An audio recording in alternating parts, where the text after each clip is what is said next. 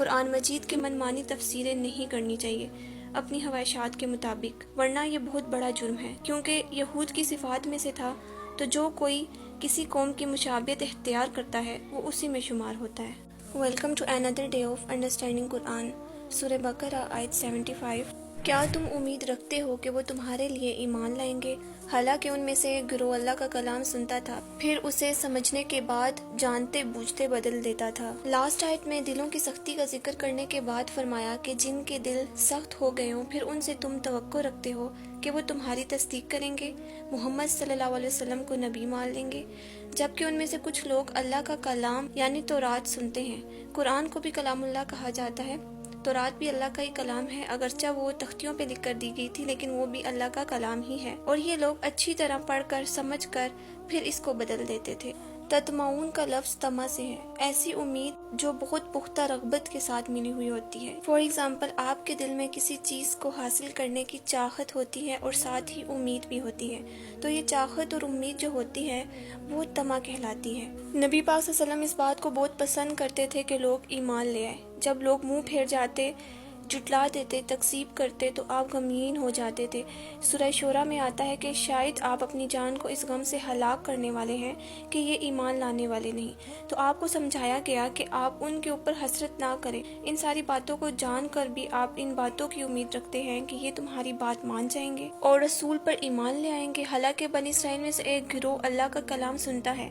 فریق سے مراد یہاں ان کے علماء ہیں جنہوں نے معزز رسول کا زمانہ پایا اور ان سے لائیو سنا اور پھر سمجھا، پھر جو بعد میں آئے ان کے بارے میں بھی یہاں پہ بات کی جا رہی ہے۔ رسولوں کی باتوں کو لکھا اور آگے پہنچایا، یعنی یہ کتاب کے پڑھنے اور پڑھانے والے لوگ ہیں۔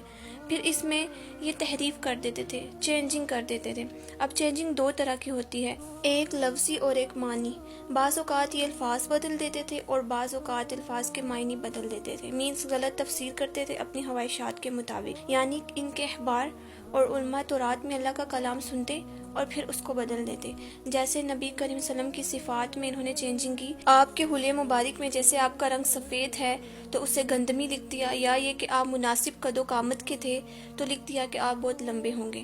یہ نبی کریم صلی اللہ علیہ وسلم کے بارے میں جو ان کی کتاب میں نشانیاں تھیں ان کو بدل دیا تاکہ لوگ نبی کریم صلی اللہ علیہ وسلم پر ایمان لائیں۔ اور دوسرا معنی یہ کیا گیا ہے کہ یہ فریق وہ 70 لوگ ہیں جو موسیٰ علیہ السلام کے ساتھ اپنے رب کی ملاقات کے لیے گئے تھے، اور انہوں نے موسیٰ سے کہا تھا کہ ہم اللہ کا کلام ویسے ہی سننا چاہتے ہیں جیسے آپ نے سنا، تو انہوں نے براہ راست اللہ تعالیٰ کا کلام سنا بھی تھا، اور جب سنا تو کہا کہ ہم دیکھنا چاہتے ہیں۔ دیکھنے والی بات ان کی ایکسیپٹ نہیں کی گئی، اور براہ راست سننے کے بعد بھی انہوں نے تورات میں چینجنگ کرنا سٹارٹ کر دی۔ یہ تفصیل پیچھے گزر چکی ہے۔ تو چینجنگ کرنا ان کی خصلت تھی۔ سورہ نساء میں آتا ہے جو یہودی بن گئے ان میں سے بعض لوگ بات کو اس کی جگہ سے پھیر دیتے ہیں، یعنی سب کچھ جاننے کے باوجود بھی گناہ کا ارتکاب کرتے تھے ایسے لوگ۔ تو اللہ تعالیٰ نبی صلی اللہ علیہ وسلم سے فرما رہا ہے کہ تم کیا ایسے لوگوں سے توقع رکھتے ہو، تم کیا سوچتے ہو کہ تمہاری بات مانیں گے؟ کہنے کا مطلب ہے جنہوں نے اپنی کتاب میں تحریف کر دی، جنہوں نے اپنے نبی کے ساتھ ایسا سلوک کیا، تو کیا وہ تمہاری بات مانیں گے؟ اگر آپ کسی کے رویوں کو بار بار دیکھتے ہیں جس نے آپ کو جسٹ اسی وقت یاد کرنا ہے جب اسے آپ سے کوئی کام ہے، آپ اس کا میسیج دیکھ کر ہی یہ گمان کر لیتے ہیں کہ اس نے کوئی بری بات ہی کرنی ہوگی، لیکن آگے سے کوئی اچھی بات نکل آ جاتی ہے، تو کیا یہ گمان کرنا گناہ ہے؟ نہیں، کسی کی پاسٹ ہسٹری دیکھ کر اس کے مطابق گمان رکھا جا سکتا ہے۔ اس کا مطلب یہ نہیں کہ اس انسان کی برائی کرنا سٹارٹ کر دے، کیونکہ کوئی انسان اپنی ریپیٹڈ غلطیوں کی وجہ سے اپنی وہ عزت اور وقار کھو دیتا ہے۔ یوسف علیہ السلام کے بھائیوں نے حضرت یوسف علیہ السلام کو کنویں میں پھینکا اور جھوٹ موٹ کا خون لگا لیا، تو کیا یعقوب علیہ السلام نے مان لیا تھا؟ پھر انہوں نے بنیامین کے بارے میں کہا کہ چوری کی ہے، تو کیا مان لیا تھا؟ انہوں نے نہیں مانا، بلکہ کہا کہ تمہارے نفسوں نے اس کام کو تمہارے لیے آسان کر دیا ہے۔ ایک نبی نے اپنے بچوں کے بارے میں ایسا کیوں سوچا؟ کیونکہ ان کی پاسٹ ہسٹری اور ان کے رویے کی وجہ سے۔